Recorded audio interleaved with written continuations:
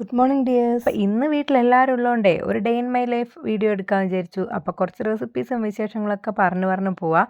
അപ്പം നമ്മളെല്ലാവരും ഇങ്ങനെ കോലായിലിരുന്നിട്ടാണ് കേട്ടോ ചായ കുടിക്കാറ്. അതിൻ്റെ ഒരു വൈബ് വേറെ തന്നെയാണ്. 2 ടേബിൾ ഉണ്ടെങ്കിലും അവിടെ ഇരുന്ന് കഴിക്കാൻ അത്ര ഇഷ്ടമൊന്നുമില്ല കേട്ടോ ആർക്കും. അപ്പോൾ മോനാണെങ്കിൽ കൊണ്ടുവച്ചപാടും എടുത്ത് കഴിക്കുന്നുണ്ട്. പിന്നെ ഞങ്ങൾ എല്ലാവരും കൂടെ ഇരുന്ന് ചായ കുടിച്ചു. പിന്നെ എല്ലാവരും കൂടെ ഒരുമിച്ചിരുന്ന് ഫുഡ് കഴിക്കുന്ന ടൈം എന്ന് പറഞ്ഞിട്ടുണ്ടെങ്കിൽ ഈ ഒരു രാവിലെയാണ് കേട്ടോ. അങ്ങനെ ചായക്കാണെങ്കിൽ ഇന്ന് പുട്ടും പഴവും ചെറുപയർ കറിയൊക്കെ ഉണ്ടായിരുന്നു കേട്ടോ. ശേഷമേ ഇവിടുത്തെ അച്ഛൻ്റെ മോർണിംഗ് റുട്ടീനാണ് അച്ഛൻ വീട്ടിലുണ്ടെങ്കിൽ രാവിലെ തന്നെ ചക്ക കൊയ്ത് വെക്കുക എന്നുള്ളത്. അപ്പോൾ അതിൻ്റെ പുറകെ തന്നെ ഞാനും പിള്ളേരും പോയിട്ടുണ്ട്.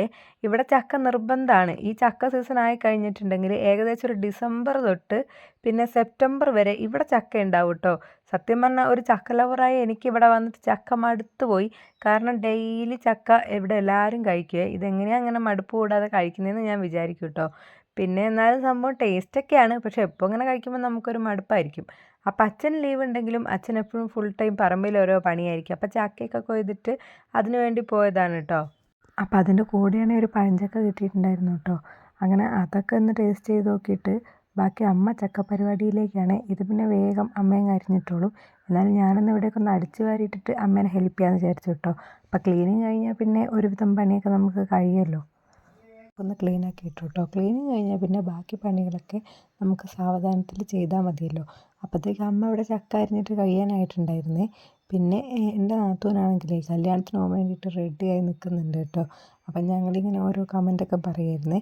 അച്ഛമ്മയും എല്ലാവരും വന്നിട്ടുണ്ടായിരുന്നു കേട്ടോ. രാവിലെ ഈ ഒരു സമയത്ത് ഇവിടെ എല്ലാവരും ഉണ്ടാവും. തറവാട്ടിൽ നിന്നാണെങ്കിലും അച്ഛമ്മയൊക്കെ വന്ന് കുറേ നേരം കഥ പറഞ്ഞ് നിൽക്കുന്ന ഒരു സമയം കൂടെയാണ് കേട്ടോ അത്. അപ്പോൾ അവിടെ മക്കൾ ഭയങ്കര കളിയാണ്. രണ്ടാളും തമ്മിൽ 4 മാസത്തെ വ്യത്യാസമേ ഉള്ളൂ. 4 മാസത്തിന് മൂത്ത ത്രിജുവാണ് കേട്ടോ. ഞാൻ വേഗം ചക്കക്കുള്ള ഒതുക്ക് റെഡിയാക്കാൻ വേണ്ടിയിട്ട് നിന്ന്. സാധാരണ ഇതിവിടെ വെളുത്തുള്ളി ഒന്നും ഉപയോഗിക്കാറില്ലായിരുന്നു. പക്ഷേ എനിക്ക് വെളുത്തുള്ളി ജീരകം ഒക്കെ ഇട്ടിട്ട് ചക്ക പുഴുങ്ങുന്ന കേട്ടോ ഇഷ്ടം. അപ്പോൾ എൻ്റെ വീട്ടിൽ അങ്ങനെ കുറച്ചൊരു കുഴങ്ങനെ രീതിയിലാണ് കേട്ടോ. അപ്പോൾ ഇവിടെയാണെങ്കിൽ കുറച്ചും കൂടെ ഡ്രൈ ആയിട്ടാണ് പുഴുങ്ങുക. അപ്പം ഞാൻ വെളുത്തുള്ളി, പച്ചമുളക്, ചെറിയുള്ളി എല്ലാം കൂടെ എടുത്ത് കുറച്ച് കറിവേപ്പിലയും കൂടെ തേങ്ങയിൽ ആഡ് ചെയ്തിട്ട് നന്നായി ഒതുക്കിയെടുത്തു കേട്ടോ. കുക്കറിലാണ് വേവിക്കുന്നതെങ്കിൽ പരിപാടി വേഗം കഴിയും കേട്ടോ. കുറച്ച് വെള്ളം ഒഴിച്ചിട്ട് 2 വിസിൽ കഴിഞ്ഞാൽ വേഗം വെന്ത് കിട്ടുമേ. അപ്പോൾ ആ സമയം കൊണ്ട് ഞാൻ വേഗം ഇതിങ്ങനെ ഉടച്ചെടുക്കാമെന്ന് വിചാരിച്ചേ.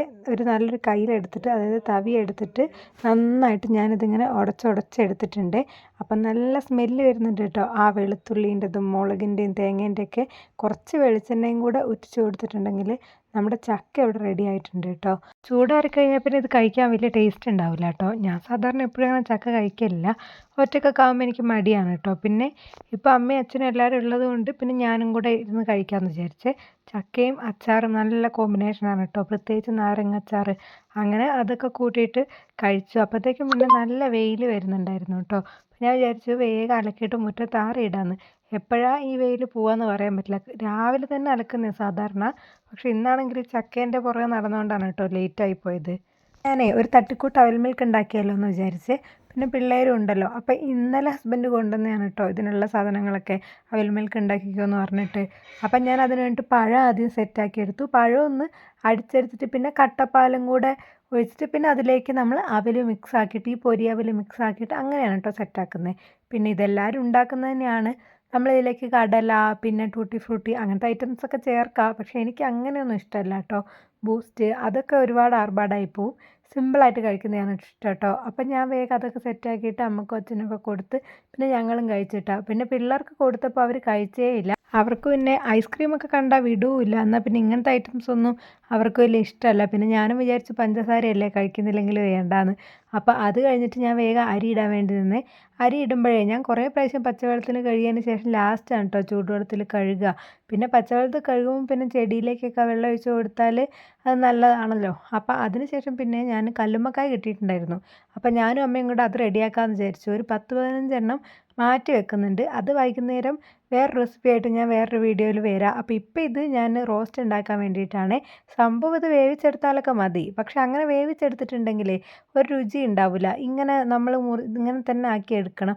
അതാ രുചി ഉണ്ടാവുക. സാധാരണ ഇതിങ്ങനെ ഇതാക്കി എടുക്കാൻ ഭയങ്കര പാടാണ്. കാരണം ഇതിങ്ങനെ തുറന്നിട്ടുണ്ടാവില്ല. പക്ഷെ ഇത് ഇന്നലെ കൊണ്ടുവന്നിട്ട് ഫ്രിഡ്ജിൽ വെച്ചുകൊണ്ട് താനേ തുറന്നു വന്നുകൊണ്ട് ആ പണി ഉണ്ടായിരുന്നില്ല. പക്ഷേ ഇതിൻ്റെ നൂലെടുക്കണം, പിന്നെ ഇതിൻ്റെ വേസ്റ്റ് എടുക്കണം, അങ്ങനെ കുറച്ചധികം പണി ഉണ്ടായിരുന്നേ.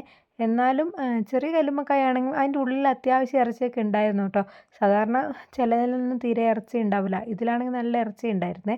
പിന്നെ അങ്ങനെ അതൊക്കെ റെഡിയാക്കിയതിന് ശേഷം നന്നായിട്ട് കഴുകിയിട്ട് ഉള്ളി, വെളുത്തുള്ളി, പച്ചമുളക്, തക്കാളി എല്ലാം കൂടെ മുറിച്ചെടുത്ത് അതിലേക്ക് സാധാരണ മസാലകൾ, കുരുമുളക് പൊടി, ചിക്കൻ മസാല ഇല്ലായിരുന്നു അപ്പോൾ അതിട്ടില്ല കേട്ടോ.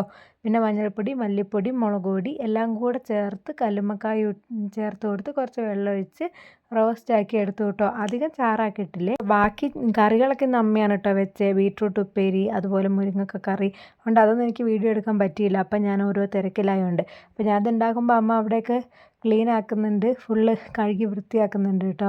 ഞാൻ ആ സമയം കൊണ്ട് വേഗം ചോറും കറികളൊക്കെ എടുത്ത് വെച്ചേ. ചോറും കറികളൊക്കെ എടുത്ത് ഒഴിച്ച് വെച്ച് അന്നേരം തന്നെ എല്ലാം കഴുകി വെക്കുകയാണെങ്കിൽ പിന്നെ തിന്ന പ്ലേറ്റ് മാത്രമേ കഴുകണ്ടൂ. ഇങ്ങനെ പാത്രങ്ങൾ ഇങ്ങനെ കൂടി കിടക്കില്ലല്ലോ. പിന്നെ ഒരു വിധമൊക്കെ അമ്മ കഴുകി വെച്ചായിരുന്നു. പിന്നെ ഈ കറി ഉണ്ടാക്കിയ പാത്രങ്ങൾ മാത്രമേ ഉണ്ടായിരുന്നുള്ളൂ കേട്ടോ. അപ്പോൾ അതൊക്കെ ഞാൻ വേഗം കഴുകി വെച്ചേ. കറിയിലാണെങ്കിൽ ഒരുപാട് കടുകൊക്കെ ഉണ്ടായിരുന്നു കേട്ടോ. അത് ഞാനിങ്ങനെ അമ്മേനോട് പറയുമായിരുന്നേ. മുരിങ്ങക്കായും തക്കാളിയും ആണ് കറി. മാങ്ങ ഇട്ടിട്ടുണ്ട് കേട്ടോ. മുരിങ്ങക്കായ അച്ഛൻ പണിക്ക് പോയ സ്ഥലത്ത് നിന്ന് കൊണ്ടുവന്നതാണ്. നല്ല ടേസ്റ്റ് ഉണ്ടായിരുന്നു കേട്ടോ കറി.